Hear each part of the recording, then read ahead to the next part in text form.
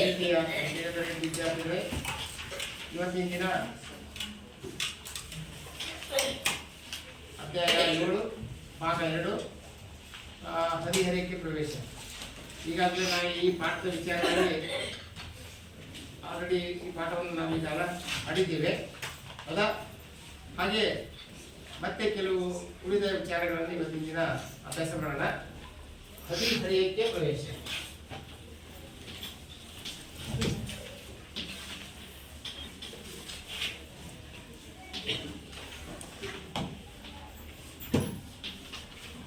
ಹಿಂದಿನ ತರಗತಿಯಲ್ಲಿ ಈಗಾಗಲೇ ಪ್ರಾಣಿಗಳಲ್ಲಿ ಸಂತಾನೋತ್ಪತ್ತಿ, ಅದು ಮನುಷ್ಯರಲ್ಲಿ ಸಂತಾನೋತ್ಪತ್ತಿ ಬಗ್ಗೆ ನಾವು ಈಗಾಗಲೇ ಕಲ್ತಿದ್ವಿ.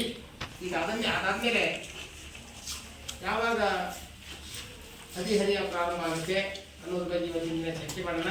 ಜೊತೆಗೆ ಹದಿಹರೆಯ ಪ್ರಾರಂಭ ಆಗ್ಬೇಕಾದ್ರೆ ನಮ್ಮ ದೇಹದಲ್ಲಿ ಅನೇಕ ಬದಲಾವಣೆಗಳು ಆಗ್ತವು ಅಂತ. ಹಾಗಾದ್ರೆ ಈಗ ನೀವೆಲ್ಲ ಯಾವ ಅವಸ್ಥೆಯಲ್ಲಿದ್ದೀರಿ? ನೀವು 8ನೇ ತರಗತಿ ಬಂದಿದ್ದೀರಿ, ಆಲ್ಮೋಸ್ಟ್ ಅಲ್ಲೆಲ್ಲ ಪ್ರೌಢಾವಸ್ಥೆಗೆ ಬಂದಿದ್ದೀರಿ, ಪ್ರೌಢರಾಗಿದ್ದೀರಿ. ಹಾಗಾಗಿ ಇದನ್ನ ಪ್ರೌಢಶಾಲೆ ಅಂತ ಕರೀತಾರೆ. ಇದಕ್ಕಿಂತ ಹಿಂದೆ ಪ್ರಾಥಮಿಕ ಶಾಲೆ. ಹೌದಾ? ಆ ಸಂದರ್ಭದಲ್ಲಿ ನೀವು ಹದಿಹರೆಯಕ್ಕೆ ಪ್ರವೇಶ ಆಗಿಲ್ಲ. ಈಗಾಗಲೇ ನೀವು ಹದಿಹರೆಯಕ್ಕೆ ಪ್ರವೇಶ ಆಗಿದ್ದೀರಿ, ಹೌದಲ್ಲ? ಹಾಗಾದ್ರೆ ಹದಿಹರೆಯದವರು ಅಥವಾ ತಾರುಣಾವಸ್ಥೆ, ತರುಣರು, ಈಗ ನೀವು ತರುಣರು, ಹೌದಲ್ಲ? ತರುಣರು ಆಲ್ರೆಡಿ ಈಗ ಪ್ರಾರಂಭ ಆಗಿದೆ. ನಿಮ್ಗೆ ಈಗಾಗಲೇ ಎಷ್ಟು ವಯಸ್ಸು? 14 ವಯಸ್ಸು. ಇನ್ನು ಕೆಲವರಿಗೆ 13 ವಯಸ್ಸು. ಹೌದಾ? ಹಾಗಾದ್ರೆ ಈ ತರುಣಾವಸ್ಥೆ, ತಾರುಣ್ಯಾವಸ್ಥೆ ಎಲ್ಲಿಂದ ಪ್ರಾರಂಭ ಆಗುತ್ತೆ? ಯಾರು ಹೇಳ್ತೀರಿ? ತಾರುಣ್ಯಾವಸ್ಥೆ ಎಲ್ಲಿಂದ ಪ್ರಾರಂಭ ಆಗುತ್ತೆ? 11ನೇ ವಯಸ್ಸಿಗೆ. 11ನೇ ವಯಸ್ಸು ಅಂತ ಕೇಳಿದ್ರೆ ಆಲ್ರೆಡಿ ಎಷ್ಟನೇ ಕ್ಲಾಸು? 5ನೇ ಕ್ಲಾಸ್. 5ನೇ ಕ್ಲಾಸ್ಗೆ ಪ್ರಾರಂಭ ಆಗುತ್ತೆ ತಾರುಣ್ಯಾವಸ್ಥೆ. ಈಗ ಆಲ್ರೆಡಿ ನೀವು 14 ವಯಸ್ಸು ಬಂದಿರಿ ಅಂದ್ರೆ ನಿಮ್ಗೆ ಈಗ ತಾರುಣ್ಯಾವಸ್ಥೆಯಲ್ಲಿ ಇದ್ದೀರಿ, ಹದಿಹರೆಯಕ್ಕೆ ಪ್ರವೇಶ ಆಗಿದ್ದೀರಿ. ಹಂಗಾರೆ ಈ ತಾರುಣ್ಯಾವಸ್ಥೆ ಕೊನೆಗೊಳ್ಳುವ ಅವಧಿ ಎಷ್ಟು ಪಾದಕ್ಕೆ ಅಂದ್ರೆ 18ರಿಂದ 19 ವರ್ಷ. 19 ವರ್ಷ, ಹೌದಲ್ಲ? ಇಲ್ಲಿಗೆ ಕೊನೆಗೊಳ್ಳುತ್ತೆ. ತಾರುಣ್ಯಾವಸ್ಥೆ ಪ್ರಾರಂಭಗೊಳ್ಳೋದು ಎಷ್ಟು ವರ್ಷ? ಕೊನೆಗೊಳ್ಳೋದು ಯಾವಾಗ? ಹಂಗಾರೆ ತಾರುಣ್ಯಾವಸ್ಥೆ ಅಂದ್ರೇನು? ಈ ತಾರುಣ್ಯಾವಸ್ಥೆಯಲ್ಲಿ ಅಂದ್ರೆ ಹದಿಹರೆಯದ ವಯಸ್ಸಿನಲ್ಲಿ ದೈಹಿಕ ಬದಲಾವಣೆಗಳಾಗ್ತವೆ. ಹೌದಾ? ಈ ದೈಹಿಕ ಬದಲಾವಣೆಗಳಂದ್ರೆ ಧ್ವನಿ ಹೊಡಿಬೋದು.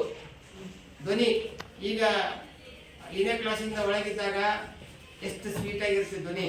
ಅತ್ತೆ, ಮಾವ, ಅಂಕಲ್, ಚಿಕ್ಕಪ್ಪ, ದೊಡ್ಡಪ್ಪ ಅಂತೀರಿ. ಅದೇ ಹದಿಹರೆಯ ವಯಸ್ಸಿಗೆ ಬಂದಾಗ ನಿಮ್ ಧ್ವನಿ ಏನಾಗುತ್ತೆ ಗೊತ್ತಾ?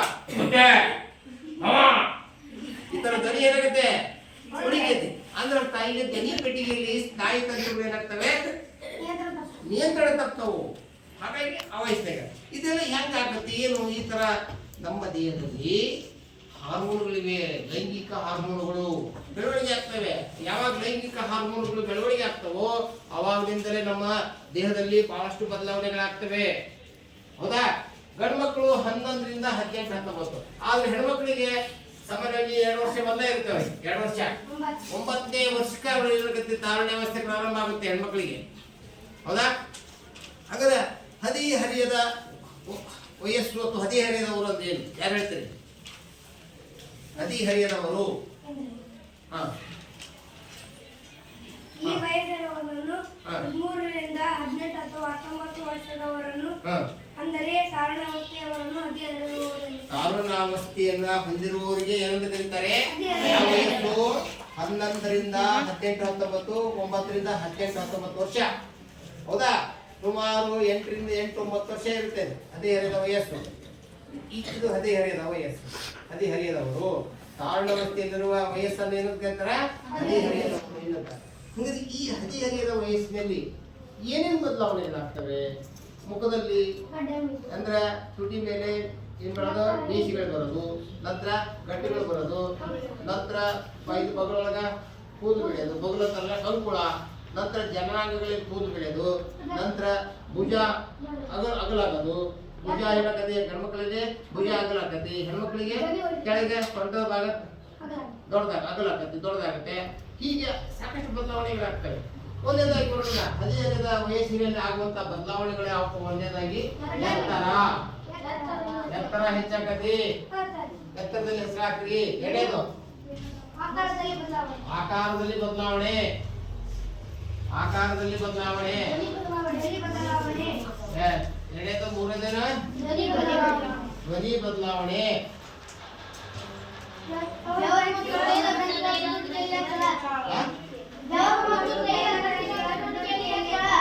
ಬೆವರು ಗ್ರಂಥಿ, ಬೆವರು ಗ್ರಂಥಿ ಮತ್ತು ತೈಲ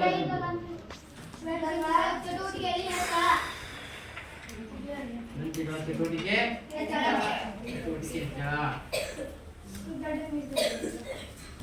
ಹೆಚ್ಚಳ. ನಂತರ ಲೈಂಗಿಕ ಅಂಗಗಳ ಬೆಳವಣಿಗೆ,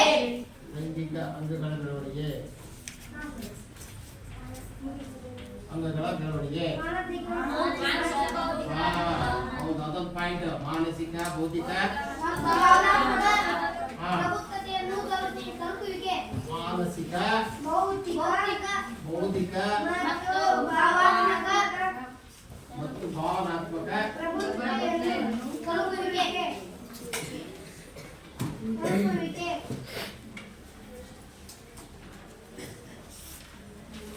ಭಾವನೆಗಳು ಬೆಳೆಯುವುದು.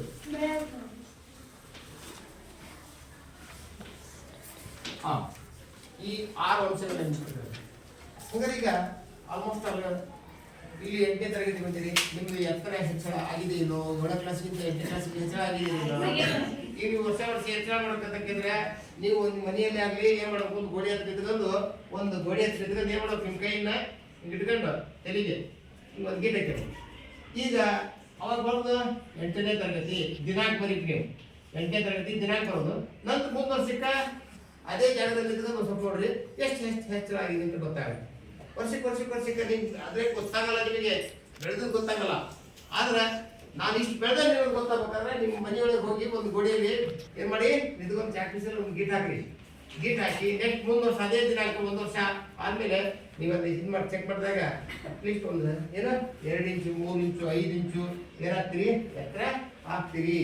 ಜೊತೆಗೆ ನೀವು ಈಗಿನ ವಯಸ್ಸು ಮತ್ತು ಆ ವಯಸ್ಸಿಗೆ ಇರಬೇಕಾದ ಎತ್ತರ ಅಲ್ಲಿ ಏನು ಮಾಡಬೇಕು, 100ರಿಂದ ಗುಣಿಸಿದ್ರೆ ನಿಮಗೆ ಎಷ್ಟು ಎತ್ತರ, 1 ವರ್ಷಕ್ಕೆ ಎಷ್ಟು ಎತ್ತರ ಬೆಳೀತೀರಿ ಅನ್ನೋದು ಗೊತ್ತಾಗುತ್ತೆ.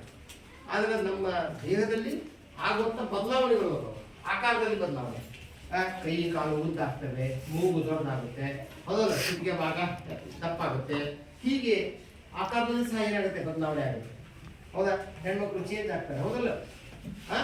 ನಂತರ ಧ್ವನಿ ಬದಲಾವಣೆ. ಧ್ವನಿ ಏನಾಗುತ್ತೆ, ಬದಲಾವಣೆ. ಗಂಡ್ಮಕ್ಳು ಹೆಣ್ಮಕ್ಳಿಗೆ ಧ್ವನಿ ಹೊಡೆಯಲ್ಲ.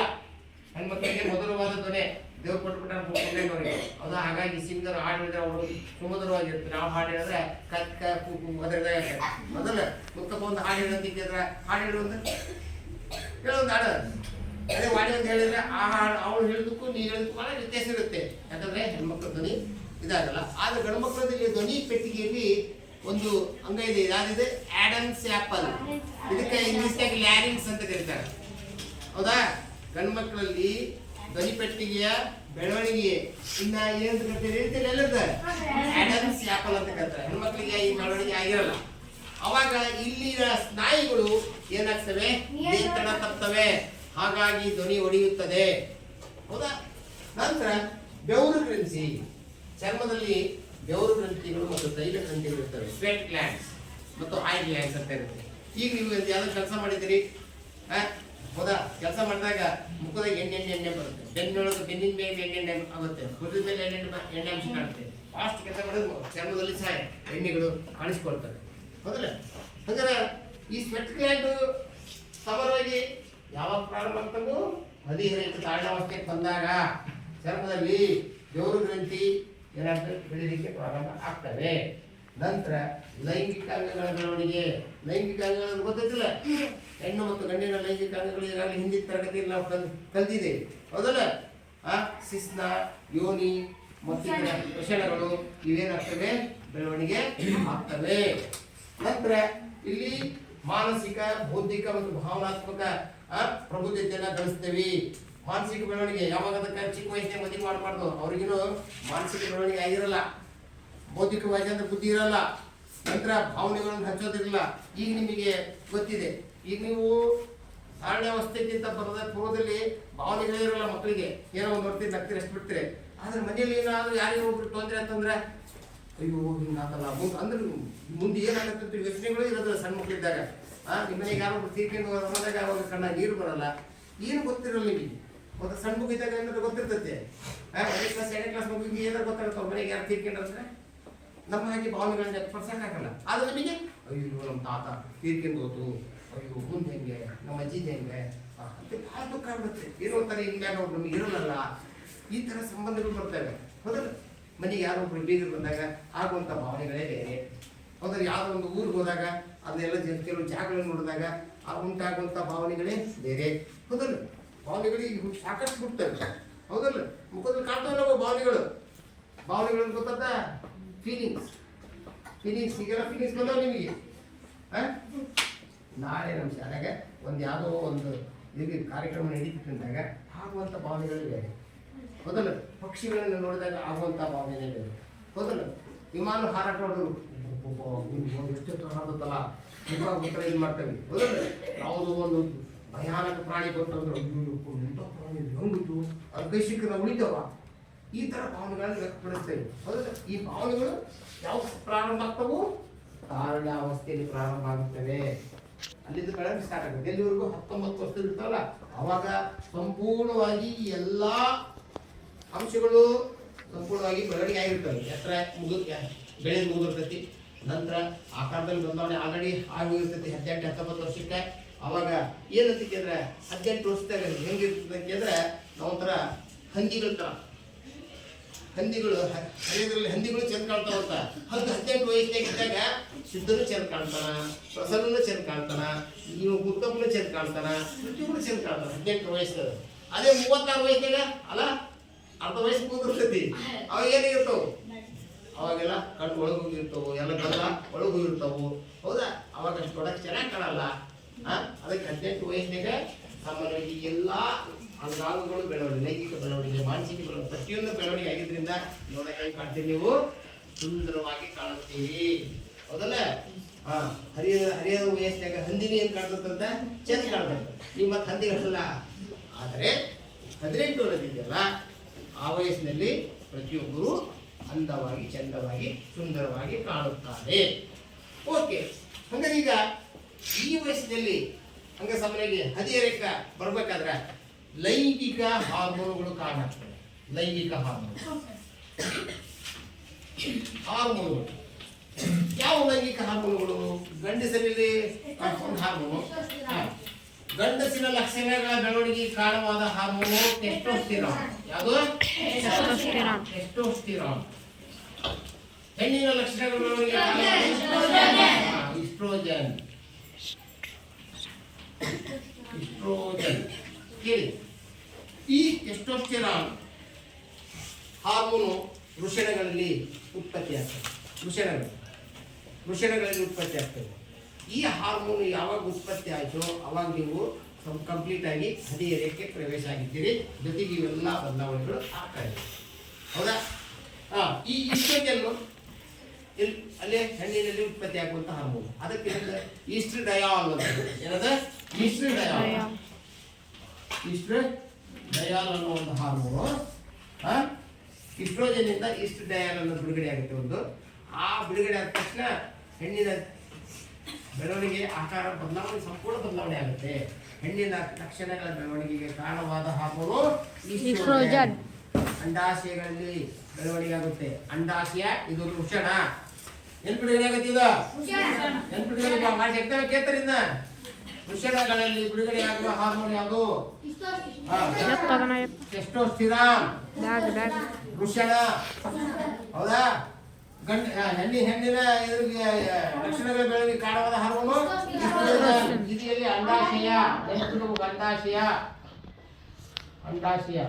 ಹೌದಾ? ಈ ಹಾರ್ಮೋನುಗಳು ಸಂಪೂರ್ಣವಾಗಿ 18 ವಯಸ್ಸಿನ ನಂತರ ಸಂಪೂರ್ಣವಾಗಿ ಬೆಳವಣಿಗೆ ಆಗಿರ್ತವೆ. ಅವಾಗ ಆ ಬಾಲಕ ಎದಕ್ಕೆ ತಯಾರಿದ್ರೆ ಸಂತಾನೋತ್ಪತ್ತಿ ಕ್ರಿಯೆಗೆ ತಯಾರುವಂತ ಸಂತಾನೋತ್ಪತ್ತಿಗೆ. ಸಂತಾನೋತ್ಪತ್ತಿ ಬಗ್ಗೆ ಕೇಳಿದ್ರಲ್ಲ, ಸಂತಾನೋತ್ಪತ್ತಿ ಅಂದ್ರೇನು? ಒಂದೇ ಪ್ರಭೇದಕ್ಕೆ ಸೇರಿದ ಒಂದು ಜೀವಿಯು ತನ್ನದೇ ಆದಂತ ಒಂದು ಜೀವಿಗೆ ಜನ್ಮ ನೀಡುವುದಕ್ಕೆ ಸಂತಾನೋತ್ಪತ್ತಿ. Yes, very good. ಒಂದು ಜೀವಿ ತನ್ನಂತದೇ ಮರಿಯನ್ನ ಜೀವಿಯನ್ನ ನೀಡುವುದಕ್ಕೆ ಸಂತಾನೋತ್ಪತ್ತಿ. ಇದು ಸಿಂಪಲ್ ಆಗಿದೆ. ಈಗ ಹಿಂಗಾದಾಗ ಒಂದು ಪ್ರಭೇದಕ್ಕೆ ಸೇರಿದ ಜೀವಿಗಳು ಪರಸ್ಪರ ಸಮ್ಮಿಲನ ಹೊಂದಿ ತಮ್ಮಂತಹದೇ ಪೀಳಿಗೆಯನ್ನ ನೀಡುವುದಕ್ಕೆ, ಪೀಳಿಗೆ ಅಂದ್ರೆ ಮರಿಯನ್ನ ನೀಡುವುದಕ್ಕೆ ಏನಂತಾರೆ? ಸಂತಾನೋತ್ಪತ್ತಿ. ಈ ಸಂತಾನೋತ್ಪತ್ತಿಯಲ್ಲಿ 2 ಪ್ರಕಾರ ಅಂತ ಹೇಳಿದೆ. ಲೈಂಗಿಕ ಸಂತಾನೋತ್ಪತ್ತಿ, ಲೈಂಗಿಕ ಸಂತಾನೋತ್ಪತ್ತಿ ಅಂತ ಹೇಳಿದೆ. ಹೇಳ್ತಿಲ್ಲ, ಲಿಂಗಾಣುಗಳ ಸಂಯೋಜನೆಯಿಂದ ನಡೆಯುವ ಸಂತಾನೋತ್ಪತ್ತಿ ಲೈಂಗಿಕ ಸಂತಾನೋತ್ಪತ್ತಿ. ಲಿಂಗಾಣುಗಳ ಸಂಯೋಜನೆ ಇಲ್ಲದೆ ನಡೆಯುವ ಸಂತಾನೋತ್ಪತ್ತಿ ಅಲೈಂಗಿಕ ಸಂತಾನೋತ್ಪತ್ತಿ. ನಮ್ಮ ಸುತ್ತಮುತ್ತಲಿರ್ತಕ್ಕಂಥ ಜೀವಿಗಳಲ್ಲಿ ನಡೀತದೆ. ಉದಾಹರಣೆ ಸಸ್ಯಗಳು ಕಾಯಿಲೆ ರೀತಿ ಸಂತಾನೋತ್ಪತ್ತಿ ಮಾಡಿಕೊಳ್ಳುತ್ತವೆ. ಕೆಲವು ಹೂವಿನ ಮೂಲಕ ಸಂತಾನೋತ್ಪತ್ತಿ ನಡೀತಿದೆ. ಸಸ್ಯದ ಸಂತಾನೋತ್ಪತ್ತಿಯ ಭಾಗ ಯಾವುದು ಅಂತ ಕೇಳಿದ್ರೆ ಹೂವು. ಆದರೆ ಕೆಲವು ಹೂವುಗಳು, ಕೆಲವು ಸಸ್ಯಗಳು ಹೂಗಳಿಂದ ಬೀಜಗಳನ್ನು ತಯಾರು ಮಾಡಿ ಮತ್ತೆ ಬೀಜಗಳಿಂದ ಮತ್ತೆ ಹೊಸ ಸಸ್ಯಗಳು ಬೆಳೀತವೆ. ಆದರೆ ಕೆಲವು ಸಸ್ಯಗಳು ಹೂ ಬಿಟ್ಟರು ಮತ್ತೆ ಬೀಜಗಳಾಗುವುದಿಲ್ಲ. ಆದ್ರೆ ಅವುಗಳ ಸಸ್ಯದ ಯಾವುದಾದ್ರೂ ದೇಹ ಭಾಗವನ್ನು, ಕಾಂಡ ಇರ್ಬೋದು, ಏನಿರ್ಬೋದು, ಎಲೆ ಇರ್ಬೋದು ಮತ್ತು ಬೇರು ಇರ್ಬೋದು, ಅವುಗಳನ್ನು ಕತ್ತರಿಸಿ ಭೂಮಿಯೊಳಗೆ ಏನ್ ಮಾಡ್ತಾರೆ? ನೆಟ್ಟರೆ ಮತ್ತೆ ಏನಾಗ್ತವೆ? ಹೊಸ ಸಸ್ಯಗಳಾಗಿ ಬೆಳೀತವೆ. ಇದಕ್ಕೆ ಕಾಯಜ ಅಂದ್ರೆ ದೇಹ. ಕಾಯಜ ಅಂದ್ರೆ ದೇಹ. ದೇಹದ ಯಾವುದಾದ್ರೂ ಒಂದು ಭಾಗ ಹೊಸ ಜೀವಿಯಾಗಿ ಬೆಳೆಯುವುದಕ್ಕೆ ಕಾಯಜ ರೀತಿಯ ಸಂತಾನೋತ್ಪತ್ತಿ ಅಂತ ಕರೀತಾರೆ. ಅದೇ ರೀತಿ ನೀವು ಈಗಾಗಲೇ ಹೇಳಿದಿರಿ ವಿದಳನ. ದೇಹ ವಿದಳನ ಗೆದ್ದಿಲ್ಲ. ವಿದಳನ ಒಂದು ಸಂತಾನೋತ್ಪತ್ತಿ. ಇದು ಲೈಂಗಿಕ ಅಲೈಂಗಿಕ ಪುನರುತ್ಪಾದನೆ. ಇಲ್ಲಿ ನೋಡಿ, ಬ್ಯಾಕ್ಟೀರಿಯಾ, ಅಮೀಬಾ ಮತ್ತು ಇನ್ನೊಂದು ಪ್ಲಾಸ್ಮೋಡಿಯಂ, ಇವು ಒಂದು ಜೀವಿ ಪ್ರೌಢಾವಸ್ಥೆಗೆ ಬಂದ ಮೇಲೆ ಕೋಶ ವಿಭಜನೆಯ ಮೂಲಕ 2 ಮರಿಗಳಾಗುವುದಕ್ಕೆ ಏನಂತ ಕರೀತಾರೆ? ವಿದಳನ ಎನ್ನುತ್ತಾರೆ. ಟ್ರಿಪ್ನೋಸೋಮಾ ಅಂತ ಬರುತ್ತೆ. ಟ್ರಿಪ್ನೋಸೋಮಾ, ಬ್ಯಾಕ್ಟೀರಿಯಾ, ಅಮೀಬಾ ಇವೆಲ್ಲ ಏನ್ ಮಾಡ್ತವೆ? ಪ್ರೌಢಾವಸ್ಥೆಗೆ ಬಂದ ಮೇಲೆ ಒಂದು ಜೀವಿ 2 ಮರಿಗಳಾಗಿ ಬರುತ್ತೆ. ಅದಕ್ಕೆ ಏನಂತ ಕರೀತಾರೆ? ವಿದಳನ, ವಿಜನ್ ಅಂತ ಕರೀತಾರೆ. ಪುನರುತ್ಪಾದನೆ. ಇಲ್ಲಿ ಪುನರುತ್ಪಾದನೆ ಅಂತ ಕೇಳಿದ್ರೆ ನೋಡಿ ಎಷ್ಟು ವಿಚಿತ್ರ ಜೀವಿಗಳು.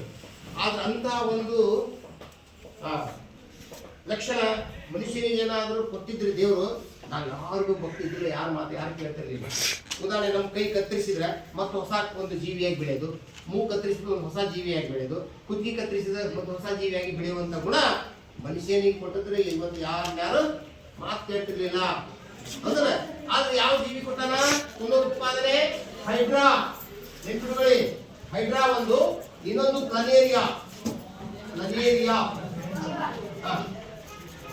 ಪ್ಲನೇರಿಯಾ ಮತ್ತು ಹೈಡ್ರಾ ಮಾತ್ರ ಈ ಒಂದು ಶಕ್ತಿ ಕೊಟ್ಟಿದ್ದಾನೆ ದೇವರು. ಈಗ ಪ್ಲನೇರಿಯಾನ ಒಂದು ಜೀವಿ ನೋಡಿ ಈ ರೀತಿ ಇರುತ್ತೆ.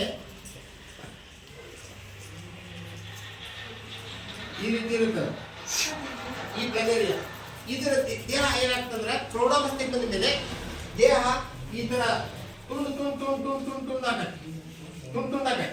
ತುಂಡಾದಂತ ಪ್ರತಿಯೊಂದು ಜೀವಿ ಹೊಸ ಜೀವಿಯಾಗಿ ಬೆಳೆಯುತ್ತದೆ. ಇದಕ್ಕೇನಂತ ಕರೀತಾರೆ? ಪುನರುತ್ಪಾದನೆ.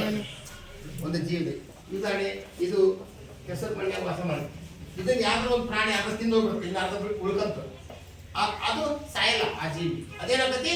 ಪುನರುತ್ಪಾದನೆಯಾಗಿ ಬೆಳೆಯುತ್ತದೆ. ಇದು ಪುನರುತ್ಪಾದನೆ. ಅರ್ಥ? ವಿದಳನ, ಪುನರುತ್ಪಾದನೆ, ಕಾಯಿಲೆ ರೀತಿಯ ಸಂತಾನೋತ್ಪತ್ತಿ. ನಂತರ ಈ ಕೆಲವು ಸಸ್ಯಗಳು ಎಲೆಗಳಲ್ಲಿ ಬೆಳೀತಾ ಹೋಗುತ್ತೆ. ಎಲೆಗಳಲ್ಲಿ ಸಸ್ಯಗಳು ಬೆಳೀತಾ ಹೋಗುತ್ತೆ, ಹೊಸ ಸಸ್ಯಗಳು. ಯಾವುದು? ಬ್ರಯೋಫಿಲಮ್ ಅಂತ ಹೇಳಿದಿರಿ ನೀವು. ಹಿಂದೆ ದಪ್ಪನೇನೆ ಪುಸ್ತಕದಾಗ ಇಟ್ಟರೆ ಎರಡಾಕವು, ಆಮೇಲೆ ಬುದ್ಧಿ ಚೆನ್ನಾಗಿ ಬರುತ್ತೆ ಅಂತ ನಾವು ಪುಸ್ತಕದಾಗ ಇಟ್ಟಿರ್ತೀವಿ. ಯಾವಾಗಲೂ ದಪ್ಪದ ರಸಭರಿತ ಎಲೆ, ಬ್ರಯೋಫಿಲಮ್ ಅಂತ. ಅದು ಎಲೆಯ ಕಂಕುಳಗಳಲ್ಲಿ ಹೊಸ ಸಸ್ಯಗಳನ್ನ ಬೆಳೆಸುತ್ತದೆ. ಬೇಕಾದ್ರೆ ಆ ಎಲೆ ಇಲ್ಲಿ ಬಂದು ತಗೊಂಡು ಒಂದು ಎಲೆ ಒಗಿರಿ, ಒಂದು ವಾರ 15 ದಿನದಾಗ 100 ಸಸ್ಯಗಳು ಬೆಳೀತವೆ ಎಲೆಯ ಕಂಕುಳಗಳಲ್ಲಿ. ಹೌದಾ? ಇಲ್ಲಿ ಇಲ್ಲ, ಇಲ್ಲಿ ಬೆಳೆಸಿಲ್ಲ. ಹೌದಾ? ಜೊತೆಗೆ ಇದು ನೋಡಿದ್ರಿ ಬ್ರಹ್ಮಕಮಲ. ಒಂದ್ ಎಲೆನ ಹಾಕಿದ್ರೆ ಮತ್ತೆ ಎಷ್ಟು ಬರ್ತದೆ? ಅದ್ರಾಗ ಎಲೆಗಳು ಬರ್ತಿದ್ದಿಲ್ಲ. ಬ್ರಹ್ಮಕಮಲ ನೋಡಿಲ್ಲ? ಇಲ್ಲಿದೆ ಬ್ರಹ್ಮಕಮಲ, ನಮ್ಮ ಇದ್ರೊಳಗೆ ಚೆನ್ನಾಗಿದೆ ಬ್ರಹ್ಮಕಮಲ. ಅದು ಸಹ ಕಾಯಿಲೆ ರೀತಿಯ ಸಂತಾನೋತ್ಪತ್ತಿ. ಎಲ್ಲಿ ನಡೀತೈತಿ? ಎಲೆ ಭಾಗದಲ್ಲಿ ನಡೀತೈತಿ. ಇನ್ನು ಕೆಲವು ಸಸ್ಯಗಳನ್ನ ಈ ಉದಾಹರಣೆ ಗುಲಾಬಿ, ದಾಸವಾಳ, ಈ ರೋಗಾಂಶು ಅವುಗಳನ್ನೇನು ಮಾಡ್ತೀವಿ, ಕಾಂಡವನ್ನು ಕಟ್ ಮಾಡಬೇಕಿತ್ತು, ಕಟ್ ಮಾಡಿ ಗುಂಡ್ಯಾಗ ಇದು ಮಾಡ್ತೀವಿ. ಅವತ್ತೆಲ್ಲ ನಾವು ಮಾಡಿದಿಲ್ಲ ಹಿಂದೆ 6 ಕಟ್ ಮಾಡಿ ಮಾಡಿದಿಲ್ಲ, ಅದು ಕಾಯಿಲೆ ರೀತಿಯ ಸಂತಾನೋತ್ಪತ್ತಿ. ಇನ್ನು ಕೆಲವು ಸಸ್ಯಗಳ ಬೇರುಗಳನ್ನ ಕಟ್ ಮಾಡಿ ಭೂಮಿಗೆ ಅಂಟಿಸಿದ್ರೆ ಏನಾಗ್ತವೆ, ಹೊಸ ಸಸ್ಯಗಳಾಗಿ ಬೆಳೀತಾರೆ. ಇದು ಸಂತಾನೋತ್ಪತ್ತಿ.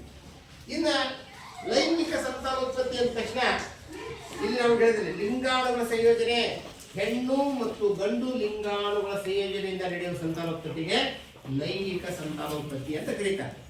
ಹಾಗಾದ್ರೆ ಈ ಲೈಂಗಿಕ ಸಂತಾನೋತ್ಪತ್ತಿ ನಡೀಬೇಕಾದ್ರೆ ಗಂಡು ಮತ್ತು ಹೆಣ್ಣಿನಲ್ಲಿ ಈ ಹಾರ್ಮೋನುಗಳು ಹೆಚ್ಚಿನ ಪ್ರಮಾಣದಲ್ಲಿ ಬಿಡುಗಡೆ ಆಗಿರಬೇಕು. ಹೌದಾ? ಒಬ್ಬ ಮನುಷ್ಯ ಬೆಳವಣಿಗೆ ಆಗಿದ್ದಾನೆ, ಎಲ್ಲ ಎತ್ತರವಾಗಿ ಬೆಳೆದಿದ್ದಾನೆ, ಅವನಿಗೆ ಗಡ್ಡ ಮೀಸಿ ಬಂದಿಲ್ಲ ಅಂದರೆ, ವಯಸ್ಸಿಗೆ ತಕ್ಕಂಗೆ ಗಡ್ಡ ಮೀಸಿ ಬಂದಿಲ್ಲ ಅಂದರೆ ಅವನು ಮನುಷ್ಯನೇ ಅಲ್ಲ. ಹೌದಲ್ಲ? ಇವೆಲ್ಲ ಕಾಲಕ್ಕೆ ಏನೇನು ಆಗಬೇಕು ಅದು ನಡೀಬೇಕು.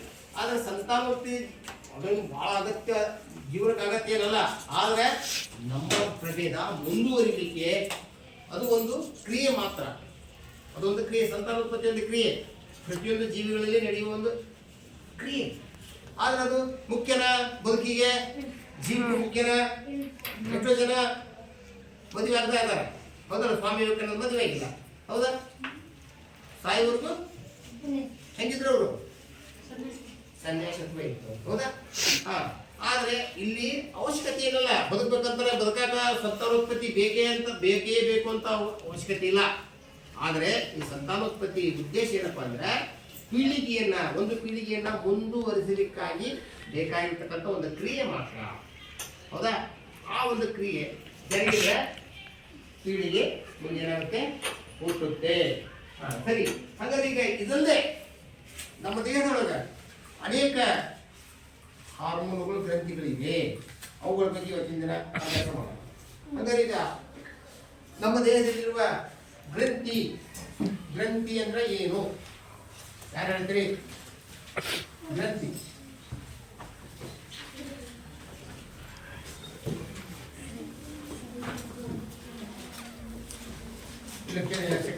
ಕೇಳಿ, ಇಂಪಾರ್ಟೆಂಟ್ ಇದೆ, ಭಾಳ ಇಂಪಾರ್ಟೆಂಟ್ ಇದು. ಕೇಳಿ, ಇದು SLC ಇದೆ, ಒಂದು ಕಾಲೇಜಿಗೆ ಇರುತ್ತೆ, ಪ್ರತಿಯೊಂದಕ್ಕೂ ಬೇಕಿದು, ಭಾಳ ಇಂಪಾರ್ಟೆಂಟ್. ಲಕ್ಷ್ಮಿ ಈ ಕಡೆ ಕೊಡು. ಗ್ರಂಥಿ ಅಂದ್ರೆ ಇಂಗ್ಲಿಷ್ನಾಗ ಗ್ಲ್ಯಾಂಡ್ ಅಂತ ಕರೀತಾರಪ್ಪ. ಗ್ರಂಥಿ ಅಂದ್ರೆ ಗ್ಲ್ಯಾಂಡ್. ಯಾವ ಗ್ರಂಥಿ? ನಮ್ಮ ದೇಹದೊಳಗೆ 2 ತರ ಗ್ರಂಥಿ ಇದೆ. ನಳಿಕಾ ಗ್ರಂಥಿ, ಇನ್ನೊಂದು ನಿರ್ನಾಳ ಗ್ರಂಥಿ. ನಳಿಕಾ ಗ್ರಂಥಿ, ಇನ್ನೊಂದು ನಿರ್ನಾಳ ಗ್ರಂಥಿ. ಈಗ ಕೇಳಿ, ನಳಿಕಾ ಗ್ರಂಥಿ ಇವು ಎಲ್ಲಿದವು? ನಮ್ಮ ಬಾಯಿಗೆ ಒಂದು ರಸ ಬಿಡುಗಡೆ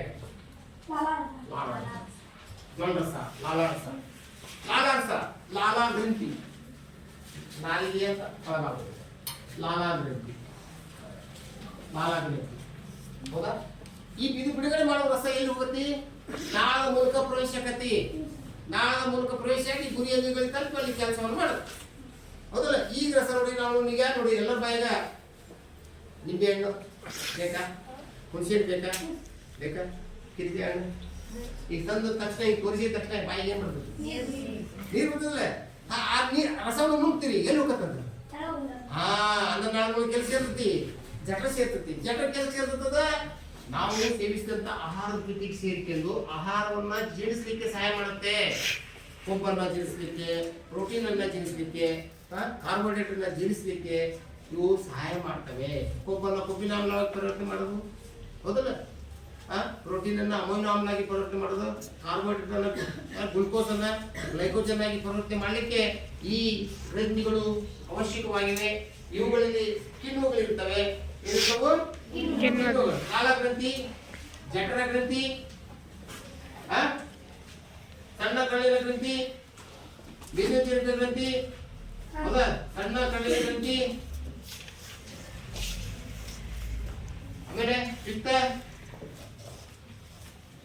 ಗ್ರಂಥಿ, ಪಿತ್ತಕೋಶ, ಹೌದಾ?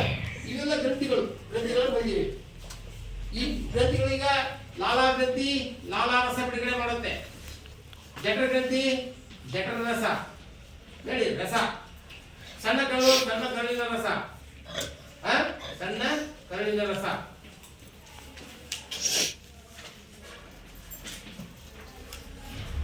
ಪಿತ್ತಕೋಶ ಪಿತ್ತರಸ.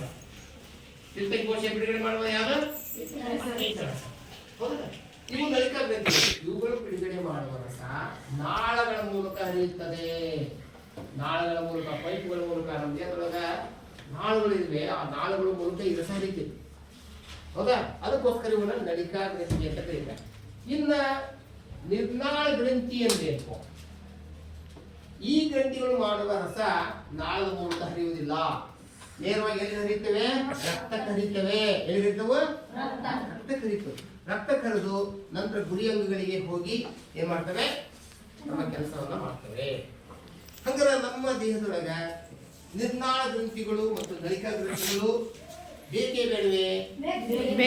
ನಿರ್ನಾಳ ಗ್ರಂಥಿಗಳು ಸ್ರವಿಸುವಂತಹ ವಸ್ತುಗಳಲ್ಲಿ ಏನಿರ್ತವೆ?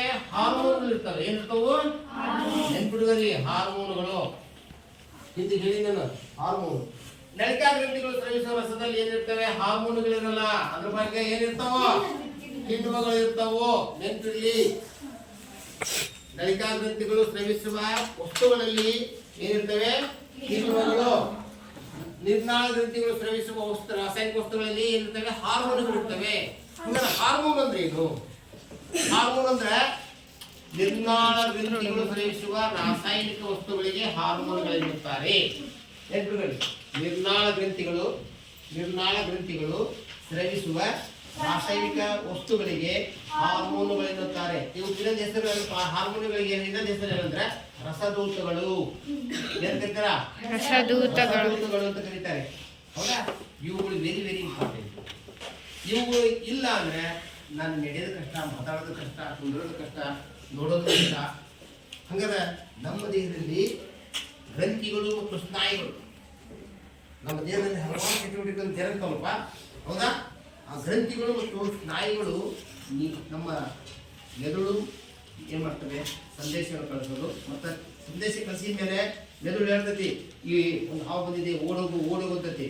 ಆ ಓಡೋಗಂತ ಹೇಳ್ತೈತಿ. ಎಲ್ಲೇ ಸಂದೇಶದಿಂದ ನರಗಳ ಮೂಲಕ ಬರ್ತತಿ. ಎಲ್ಲಿ ಬರ್ತದ? ಸ್ನಾಯುಗಳಿಗೆ ಇರಬೇಕು.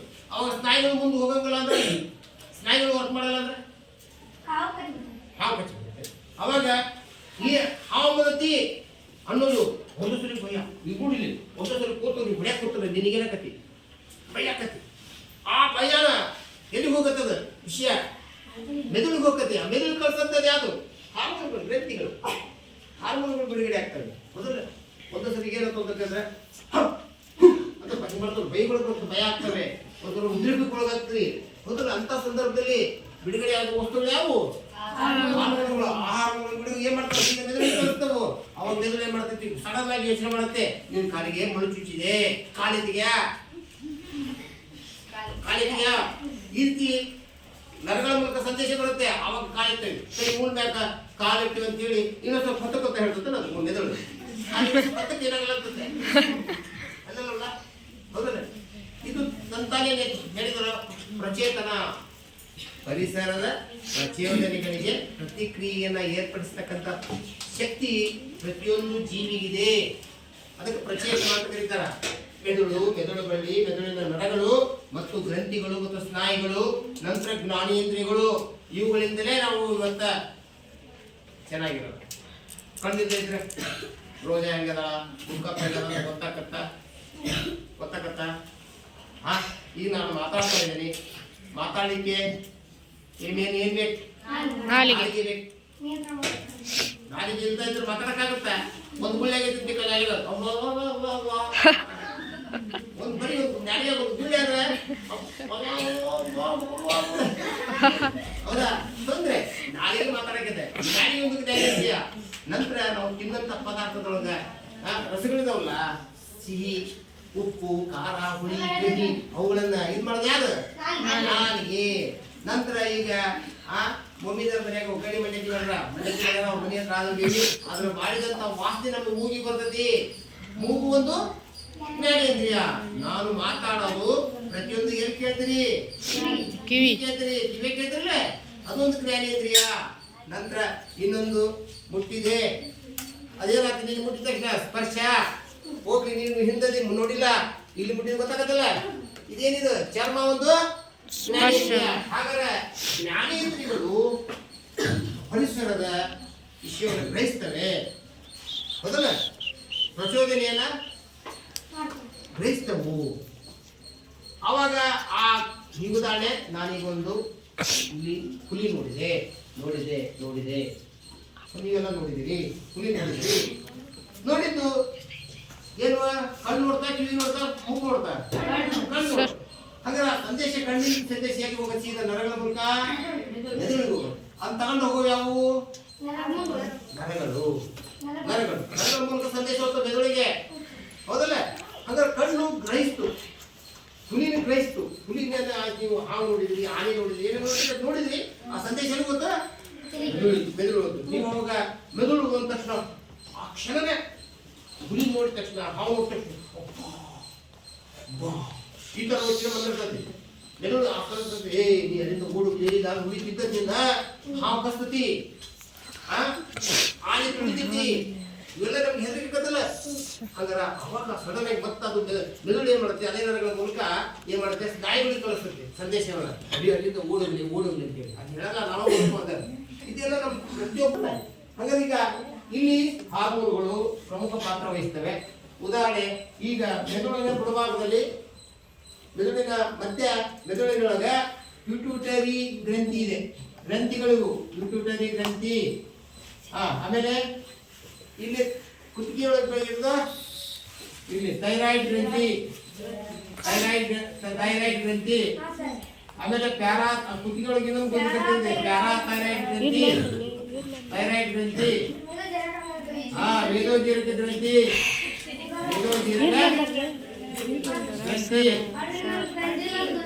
ಅಡ್ರಿನಲ್ ಗ್ರಂಥಿ, ಜಠರ ಗ್ರಂಥಿ, ಆಮೇಲೆ ಭರಿತಲ ಜನರಲ್ ಗ್ರಂಥಿ. ಒಟ್ಟು 6 ಗ್ರಂಥಿಗಳು ಜನರಲ್ ಗ್ರಂಥಿ. ಓಕೆ, ಪ್ಯೂಟರಿ ಗ್ರಂಥಿ ಪ್ಯೂಟರಿ ಹಾರ್ಮೋನ್ ಉತ್ಪತ್ತಿ ಮಾಡುತ್ತೆ. ಯಾವ ಹಾರ್ಮೋನ್? ನೋಡಿದೆ, ಇವು ಗ್ರಂಥಿ. ಈ ಕಡೆ ಹಾರ್ಮೋನ್ ಬಹಳ ಇಂಪಾರ್ಟೆಂಟ್ ಇದೆ, ಪ್ಯೂಟರಿ ಹಾರ್ಮೋನ್. ಈ ಪ್ಯೂಟರಿ ಹಾರ್ಮೋನ್ ಏನಾದ್ರು ಬಿಡುಗಡೆ ಆಗಲಿಲ್ಲ ಅಂದ್ರೆ ಮನುಷ್ಯ ಎತ್ತರವಾಗಿ ಬೆಳಿತಾನ? ಎಷ್ಟು ಎತ್ತರ ಇರ್ಬೇಕು ಅಷ್ಟೇ ಎತ್ತರ. ಹುಡುಗ ಎಷ್ಟಿರ್ತೀರಿ ಅಷ್ಟೇ ಇರ್ತೀರಿ. ಆದ್ರೆ ಪ್ಯೂಟರಿ ಹಾರ್ಮೋನು ಉತ್ಪತ್ತಿ ಆದ್ರೆ ನೀವು ಮಾತ್ರ ವರ್ಷಕ್ಕೆ ಕೈ ಕಾಲು ದಪ್ಪ ಆಗ್ತಾ ಹೋಗ್ತವೆ, ಉದ್ದಾಗ್ತಾ ಹೋಗ್ತವೆ, ಎತ್ತರ ಆಗ್ತಾ ಹೋಗ್ತವೆ. ಒಂದ್ ವೇಳೆ ಸಾಮಾನ್ಯವಾಗಿ ನಮ್ಮ ಶಾಲೆಗೆ 1-2 ಕ್ಯಾಟಗರಿ. ಒಂದು ಹೈಟ್ ಭಾಳ ಕಡಿಮೆ ಇದ್ರಿ, ಇನ್ನು ಹೈಟ್ ಒಂದು ಮೀಡಿಯಂ ಅದ್ರಿ, ಇನ್ನು ಕೆಲವರು ಹೈಟ್ ಎತ್ತರವಾಗಿದ್ದೀರಿ. ಹಿಂದಿನ ಮಕ್ಕಳೆಲ್ಲ ಒಳ್ಳೆ ಪಿಟ್ಯೂಟರಿ ಹಾರ್ಮೋನ್ ಚೆನ್ನಾಗಿ ಬೆಳವಣಿಗೆ ಆಗಿದೆ. ಹಾಗಾದ್ರೆ ಇಲ್ಲಿ ಮುದುಕಪ್ಪ ಕೆಲವು ಪ್ರಸನ್ನ ಅವರದಲ್ಲ, ಅವ್ರಿಗೆ ಪಿಟ್ಯೂಟರಿ ಹಾರ್ಮೋನ್ ಕಡಿಮೆ ಪ್ರಮಾಣದಲ್ಲಿ ಬಿಡುಗಡೆ ಆಗಿದೆ. ಹಾಗಾದ್ರೆ ಕಡಿಮೆ ಪ್ರಮಾಣದಲ್ಲಿ ಬಿಡುಗಡೆ ಆದ್ರೆ ಕುಬ್ಜತೆ ಉಂಟಾಗುತ್ತೆ. ಅತ್ಯಂತ ಹೆಚ್ಚಿನ ಪ್ರಮಾಣದಲ್ಲಿ ಬಿಡುಗಡೆ ಆದ್ರೆ ದೈತ್ಯತೆ ಉಂಟಾಗುತ್ತೆ.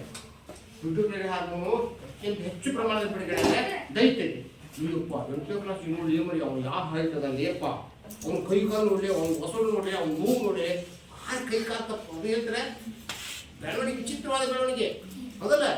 ಅದು ಪಿಟ್ಯೂಟರಿ ಹಾರ್ಮೋನಿಂದ.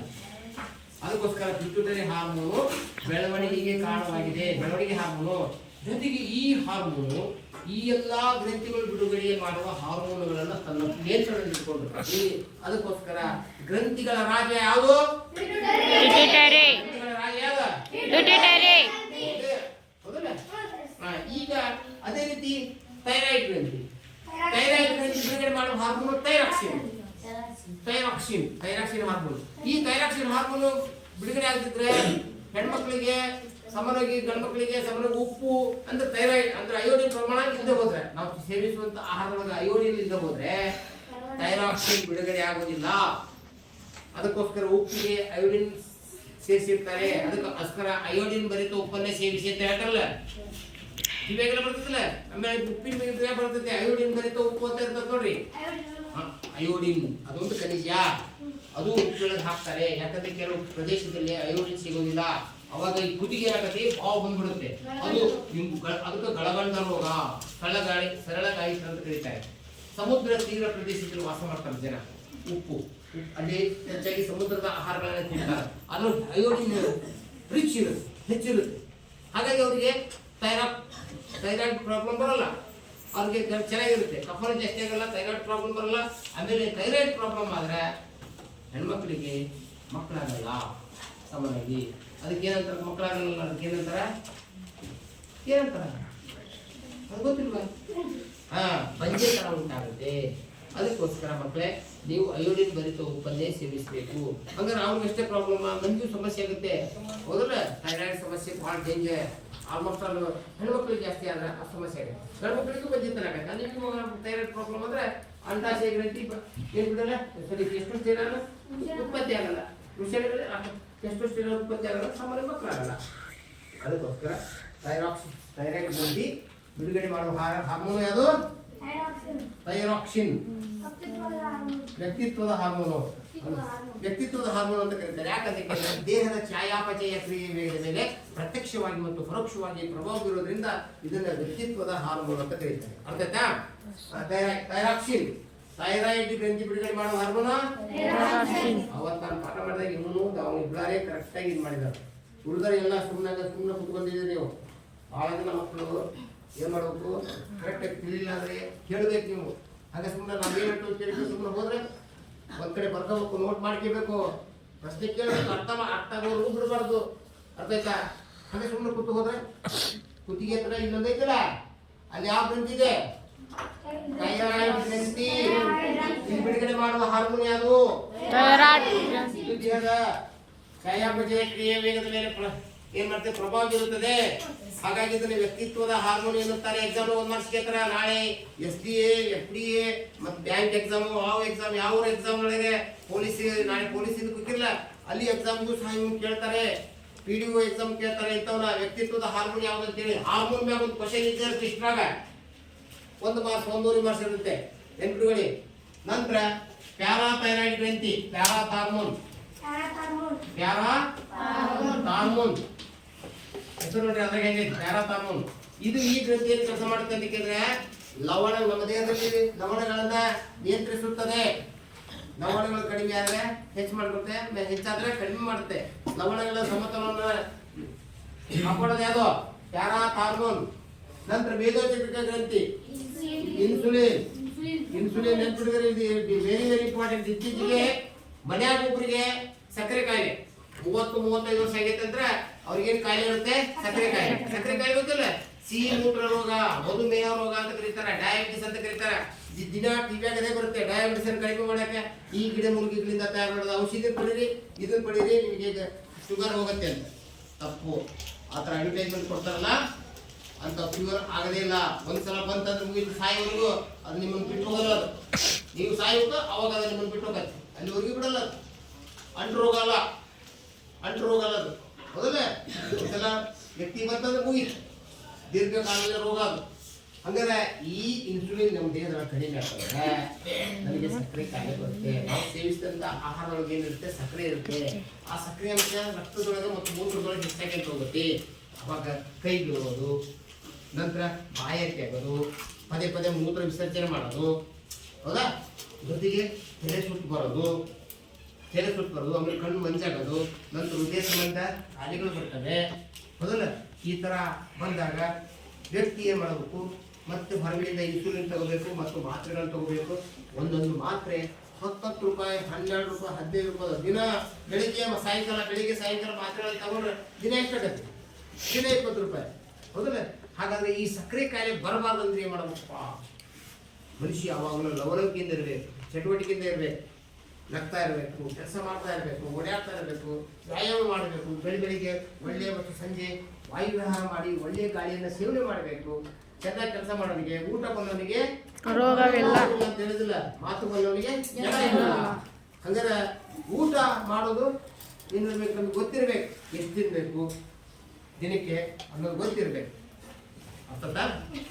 ಆದಷ್ಟು ಸಕ್ಕರೆ ಇರ್ತಕ್ಕಂಥ ಪದಾರ್ಥ ಚಾ ಕುಡಿಯೋದು ದಿನಕ್ಕೆ ಬೆಳಿಗ್ಗೆ ಒಂದು ಕುಡೀರಿ, ಸಾಯಂಕಾಲ ಒಂದು ಕುಡೀರಿ. ಪದೇ ನಡಿ ಕುಡಿಬಾರ್ದು. ಇಲ್ಲಿ ಕೆಲವರು ಈ ಕಡೆ ಜನ ಅಂತೂ ಭಾರಿ ಸಕ್ಕರೆ ಹಾಕಿ ಕುಡಿತಾರಪ್ಪ.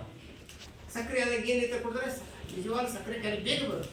18 ವರ್ಷದ ಮಗುಗೆ, 14 ವರ್ಷದ ಮಗುವಿಗೆ, ಮೊನ್ನೆ 8 ವರ್ಷದ ಮಗುವಿಗೆ ಸಕ್ಕರೆ ಕಾಯಿಲೆ ಬಂದಿದೆ. ಬೆಲ್ಲದ ಪುಡಿ ಅದು ಯಾವುದೇ ಪ್ರಮಾಣ ಇರಲಿ, ಅದು ಏನಿರಬೇಕು? ಕಡಿಮೆ ಇರಬೇಕು. ನಂತರ ಅದನ್ನು ಸಕ್ಕರೆ ತಿಂದರೂ ಅದನ್ನು ಅರಿಶಿಣ ಸಾಮರ್ಥ್ಯ ನಿಮ್ಮಲ್ಲಿ ಇರಬೇಕು. ಅಂದರೆ ಚೆನ್ನಾಗಿ ಕೆಲಸ ಮಾಡಬೇಕು.